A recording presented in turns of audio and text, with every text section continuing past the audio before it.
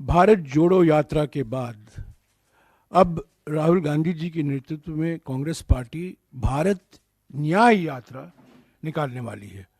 14 जनवरी से लेकर 20 मार्च तक 6,200 किलोमीटर लंबी भारत न्याय यात्रा 14 राज्यों से गुजरेगी।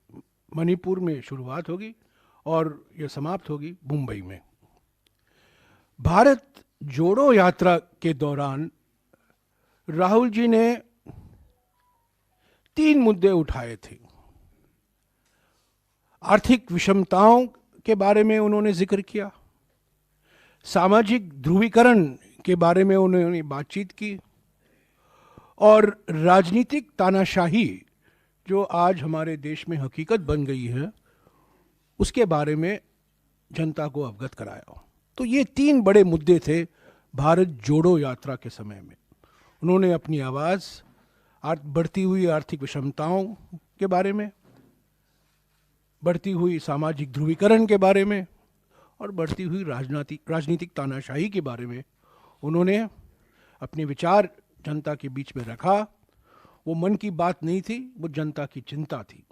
लोगों से सुनने के लिए भारत जोड़ो यात्रा निकाला गया था। अब ये यात्रा दूसरे चरण में भारत न्याय यात्रा है। आर्थिक न्याय के लिए, सामाजिक न्याय के लिए और राजनीतिक न्याय के लिए। लोकतंत्र को बचाना है, संविधान को बचाना है। महंगाई और बेरोजगारी से करोड़ों परिवार जो पीड़ित हैं उनको एक नया भविष्य, उज्जवल भविष्य दिखाना है। और फिर से जो समाज को बांटा जा रहा है, समाज को बांटने की प्रक्रिया शुरू करनी है। तो पहले भारत जोड़ो यात्रा भारत को जोड़ने के लिए, और अब भारत न्याय यात्रा, ताकि लोगों में हम आश्वासन देंगे कांग्रेस पार्टी की ओर से, राहुल गांधी जी की ओर से, कि कांग्रेस पार्टी वचनबद्ध है लोगों को, आम जनता को आर्थिक न्याय, सामाजिक न्याय और राजनीतिक न्याय पूर्ण तरीके से उपलब्ध हो। तो यही है पृष्ठभूमि भारत न्याय यात्रा का।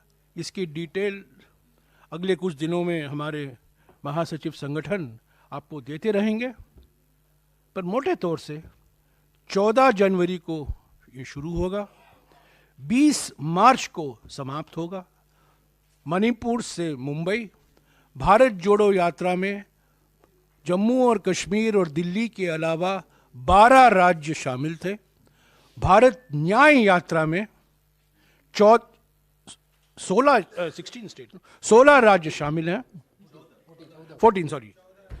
14 राज्य शामिल हैं, पर 6,200 किलोमीटर लंबा ये भारत न्याय यात्रा है। जैसा कि इन्होंने आपको समझाया, ये ज़्यादातर बस यात्रा रहेगा, पर रोज पद यात्रा भी होगा, उसकी जानकारी आपको मिल जाएगी। पर ये यात्रा है आर्थिक न्याय के लिए, सामाजिक न्याय के लिए और राजनीतिक न्याय के लिए।